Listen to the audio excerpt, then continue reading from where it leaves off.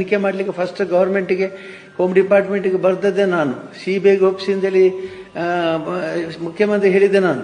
ಈಗ ಅವ್ರು ಏನು ಪರಿಣಾಮ ಕೊಟ್ಟರು, ನಮ್ಮ ಸಂಬಂಧ ಏನಿಲ್ಲ ಅದಕ್ಕೆ. ಅವ್ರು ಏನು ಬೇಕಾದ್ರೆ ಏನು ತನಿಖೆ ಮಾಡಲಿ, ಇನ್ನಷ್ಟು ಮುಂದುವರಿಸಲಿ ತನಿಖೆ, ಇನ್ನಷ್ಟು ತನಿಖೆ ಮುಂದುವರಿಸಲಿ, ಇನ್ನಷ್ಟು ಬೇಕಾದ್ರೆ ಬೇರೆ ಬೇರೆ ದಾರಿ ಸಂಶೋಧನೆ ಮಾಡಲಿ, ನಮಗೇನು ತೊಂದರೆ ಇಲ್ಲ. ಕ್ಷೇತ್ರ ಹೆಸರು ಯಾಕೆ ಕಳೀತಾರೆ ಅಂತ ನಮ್ಗೆ ಗೊತ್ತಿಲ್ಲ. ಅದೇ ಇದ್ರ ಹಿಂದೆ ಯಾವುದೋ ಒಂದು ಅಮಾಯಕ ಹುಡುಗಿಯ ಸಾವಿನ ವಿಷಯ ಇಲ್ಲ, ಕ್ಷೇತ್ರವನ್ನು ಹೇಗಾದರೂ ಮಾಡಿ ಮೈಲೆ ಮಾಡಬೇಕು, ಮಲಿನತೆ ಮಾಡಬೇಕು ಅನ್ನುವಂಥದ್ದು ಖಂಡಿತ ಇದರಲ್ಲಿ ಕಾಣ್ತದೆ. ಹಾಗಾಗಿ ನಮಗೆ ಯಾವುದಕ್ಕೆ ಭಯ ಇಲ್ಲ, ನನಗೆ ಯಾವ ರೀತಿಯಲ್ಲಿ ಭಯ ಇಲ್ಲ, ಸಂಕೋಚ ಇಲ್ಲ, ನನಗೆ ಸಂದೇಹ ಇಲ್ಲ. ಯಾಕೆಂದ್ರೆ ನಾನು ಹೇಗಿದ್ದೇನೆ ಹಾಗೆ ಇದ್ದೇನೆ, ನಿರ್ಮಲವಾಗಿದ್ದೇನೆ. ನಮಗೆ ಬೆಳಿಗ್ಗಿಂದ ಸಂಜೆವರೆಗೆ ಅನೇಕ ಕೆಲಸ ಕಾರ್ಯಗಳಿರೋದ್ರಿಂದ ಯಾವುದು ಮೈಲಿಗೆ ನಮಗೆ ಅಡ್ಡೋದಿಲ್ಲ. ಆದರೆ ಒಂದೇ ಒಂದು ಸಮಸ್ಯೆ ಅಂದರೆ ಅನಾವಶ್ಯಕವಾಗಿ ಯಾಕೆ ಶತ್ರುತ್ವ ಬೆಳೆಸ್ತಾ ಇದ್ದಾರೆ, ಯಾಕೆ ಶತ್ರುತ್ವ ಬೆಳೀತಾ ಇದೆ, ಶತ್ರುತ್ವಕ್ಕೆ ಕಾರಣ ಏನು?